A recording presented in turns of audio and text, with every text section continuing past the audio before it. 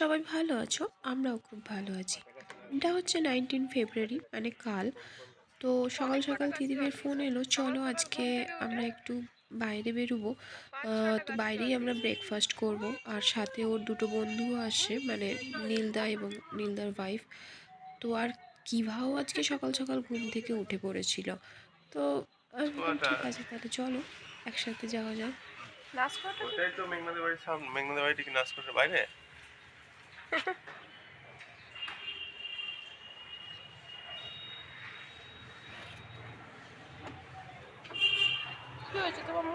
কোথায় তুই? আয়।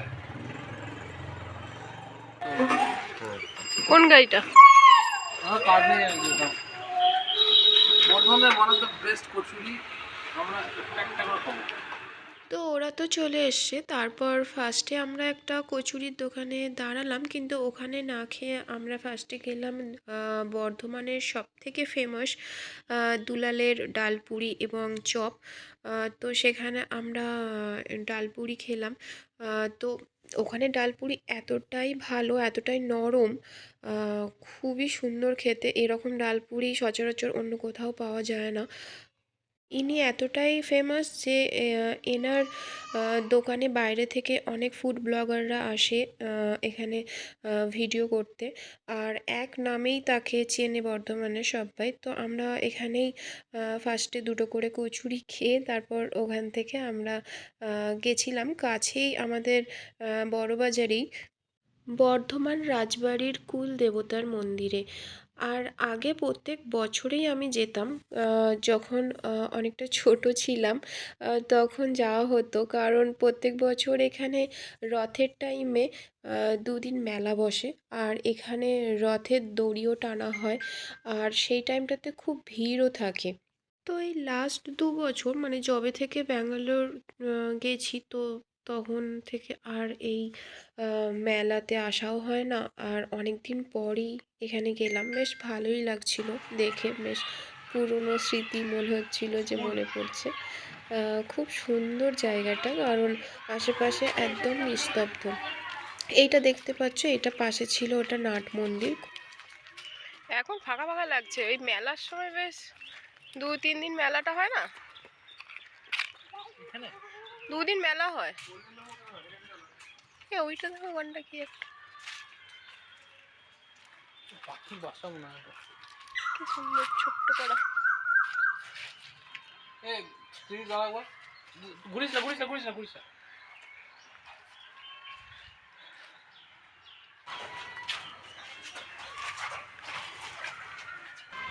বাঁধাকপি তো লাগছে এইটুকু, দেখো এইটা একটু বড়, বাকিগুলো সবই ছোট।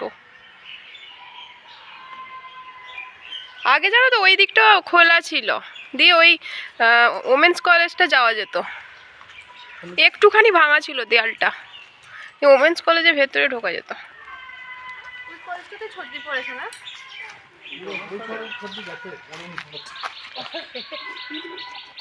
এইটা অনুষ্ঠানে? হ্যাঁ ওই তো ওইটা, ওই দেখো ওই বিল্ডিংটা।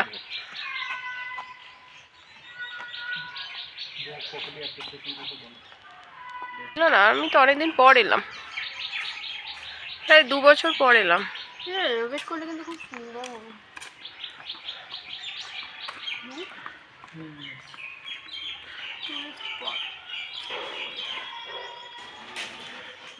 পড়ে যাবে, চলো চলো ভেতরে চলো, আসতে বেশি দৌড়াবে না।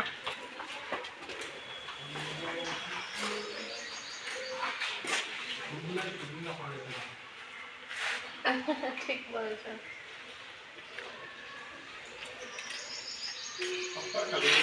তোমার মনে আছে প্রথম তুমি এখানে এসেছিলে আমার সাথে? জায়গাটা একই দেখতে হয় সব কটা। হ্যাঁ, এখন কি পুজো হচ্ছে না নাকি, না কেউ নেই? এইটা রাধা বল্লভ বাড়ি নয় তো, এটা লক্ষ্মীগঞ্জে বাড়ি। এইটা তো এখন এটা ফান্ডিং পাচ্ছে না। এখানে কি খাবে বসে? আর কি বলতো, সংস্কারের অভাবে এই মন্দিরের অনেক পোর্শনই দেখলাম একদমই ভেঙে পড়েছে, কিন্তু পুরো আর্কিটেকচারটা এতটাই সুন্দর। আর প্রত্যেকটা আর্কিটেকচারের যেসব পিলারগুলো দেখতে পাচ্ছ, দেখো ওপর পোর্শনে অনেক ডিটেলিং ডিজাইন আছে, যেগুলো ফ্লোরাল মোটিভে করা। আর এটা দেখছো, এটা সুন্দর হচ্ছে আর্ট। পটেশ্বরী ঠাকুর, যেখানে প্রত্যেক দুর্গাপুজোয় এটা পুজো করা হয়। একটা খুব সুন্দর পেন্টিং পটেশ্বরী। আর এখানে রাধাকৃষ্ণর পুজো হয়, যেখানে গোপাল ঠাকুরও আছে দেখলাম।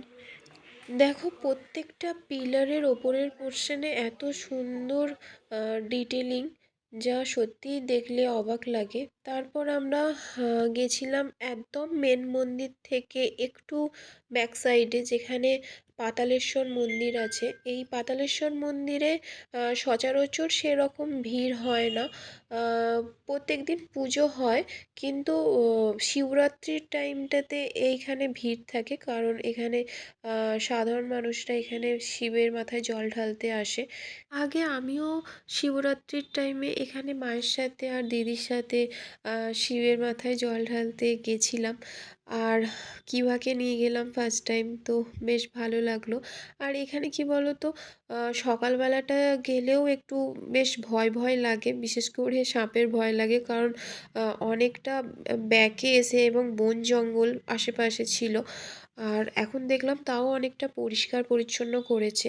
এখানে দেখো ঠাকুরের ভোগ রান্না হচ্ছে। এখানে খুব লিমিটেড ভোগ রান্না হয়, কারণ যারা আগে থেকে বলে আসে পুরোহিত মশাইকে যে আমরা আজকে ভোগ নেব, তাদের জন্যই ভোগ রান্না করে। তারপর মন্দির থেকে বেরিয়ে এসে আরেক জায়গায় ডালপুরি ট্রাই করলাম সবাই মিলে। যদিও এখানে ডালপুরি আমার একদমই পছন্দ হয়নি, তরকারিটাও একদম ভালো ছিল না। আর এখানে মালপোয়াও পাওয়া যায়, কিন্তু আমরা যে টাইমে গেছি তারই মধ্যে মালপোয়া শেষও হয়ে গেছে। দি কোনটা খেতে বেটার সেটা বলো তাহলে, খেয়ে টেস্ট করে। কটা নিলি? তিনটে নিচে। আচ্ছা।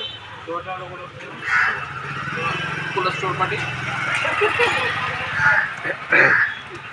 কোনটা বেটার? দুলাল।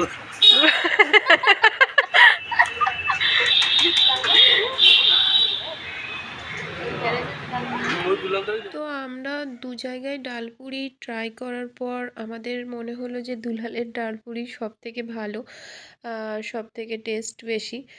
তো যাই হোক, তো আমরা অনেকক্ষণ ঘুরে ফিরে আসার পর একটা চায়ের দোকানে আমরা সবাই মিলে আড্ডা মারছিলাম। এই চায়ের দোকানটাও যদিও অনেকটাই ফেমাস, এটা ময়নার চা। আর বর্ধমানের অনেক মানুষই এনাকে চেনেন। ইনিও খুব ভালো উম, চা করে।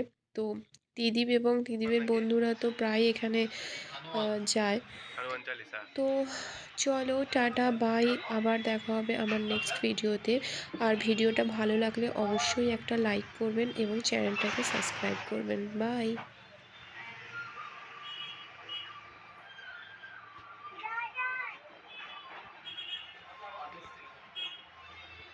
যা যা।